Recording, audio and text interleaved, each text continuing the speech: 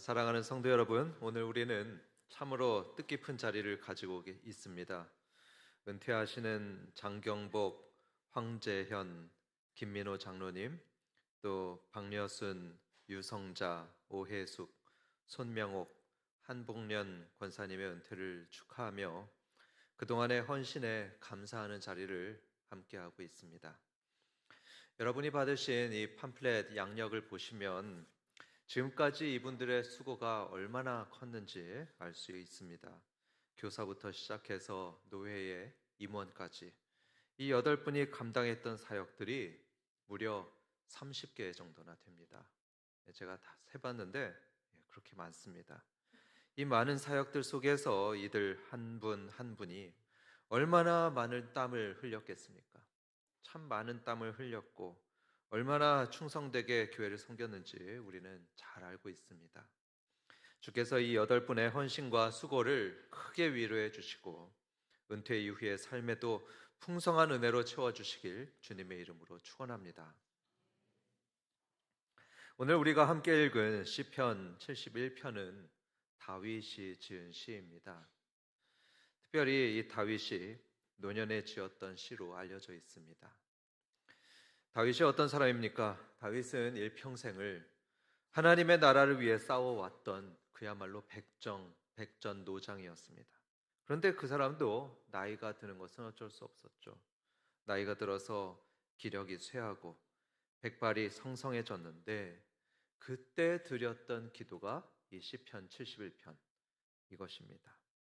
그런데 이때 다윗은 뭐라고 기도하고 있느냐 하면 나를 버리지 마소서 합니다.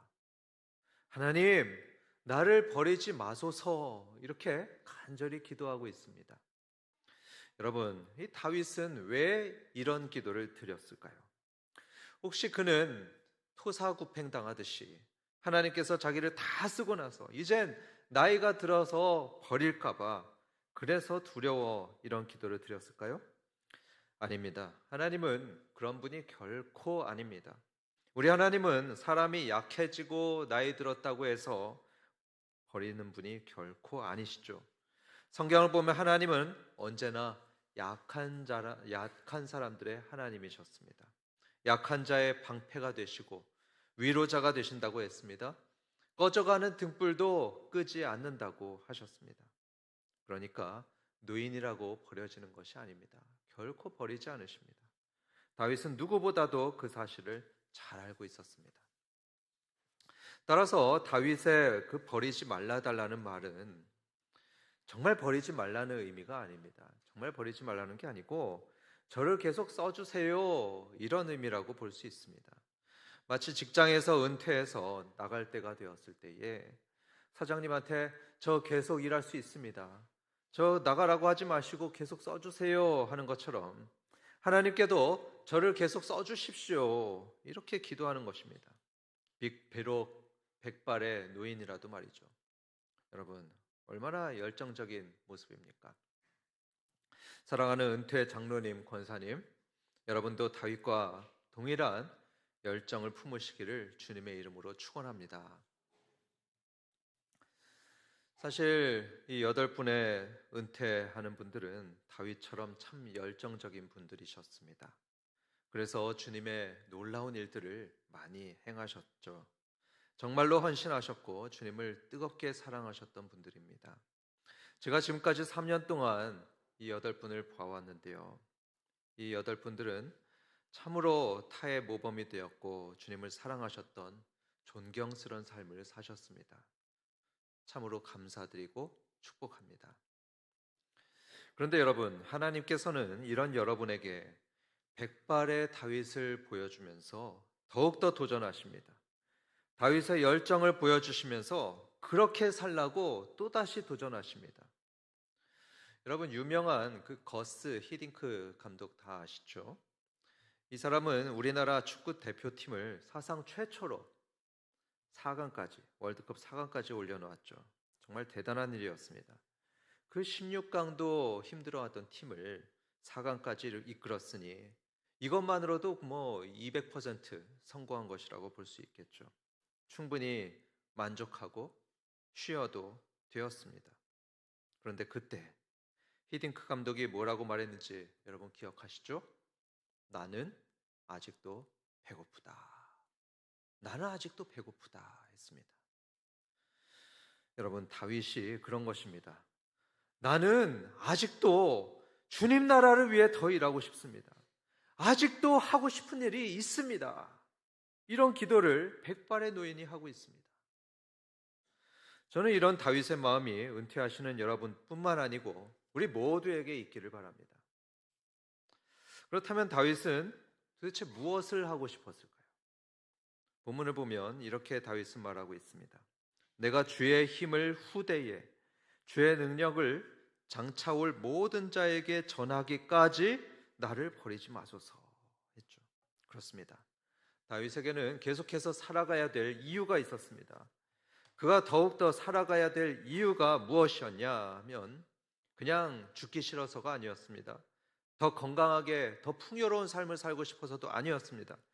그것보다 다윗이 계속해서 버림받지 않고 건강하게 살고 싶었던 이유는 하나님을 위해서 정말로 하고 싶었던 일이 있었기 때문입니다.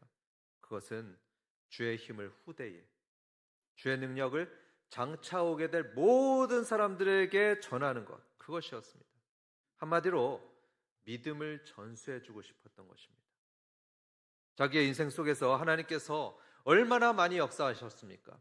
하나님께서 강한 힘과 하나님의 능력으로 역사하셨던 것, 그 모든 것을 후대 사람들에게 전하고 싶었습니다. 그래서 다윗은 하나님께 간구하고 있습니다. 나를 버리지 마십시오. 계속 써주십시오. 사랑하는 우리 은퇴자 여러분, 저는 이 말씀에 따라서 여러분들께도 같은 축복을 선포하길 원합니다. 여러분도 건강하셔서 여러분 속에 담겨있는 그 보석 같은 신앙을 후대에게 계속해서 전해주시기를 주님의 이름으로 축원합니다. 여러분은 지금 이런 생각을 할 수 있습니다. 내가 나이가 많고 약해서 난 못한다, 할 수 없다, 그런 생각을 하실지 모르겠는데 결코 그렇지 않습니다. 지금도 여러분들께는 전해주실 것이 있습니다. 후대에 물려주실 귀한 것들이 분명히 있으십니다. 한번 여러분 생각해 보십시오. 주님께서 여러분과 평생을 함께 하시지 않았습니까? 그렇죠? 지금까지 평생을 주님께서 함께 하시며 주님의 사랑과 은혜와 그 능력이 얼마나 큰지를 여러분들에게 보여주셨습니다. 여러분들이 봉사했던 그 30개 정도의 부서, 거기서 주님의 은혜를 얼마나 많이 누렸는지 모릅니다.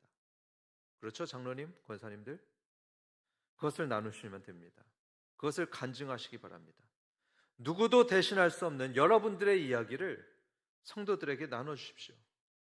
마치 구약의 신앙인들이 입으로 전해주었던 그 신앙의 이야기, 구약의 많은 사람들이 구전으로 전해줬습니다. 하나님의 놀라운 이야기를 구전으로 전해줬고 그것이 후대에 기록되어서 성경이 되었듯이 여러분들의 신앙 유산이 다음 세대의 마음에 믿음의 닻으로 내려지도록 그것을 전해주시기 바랍니다.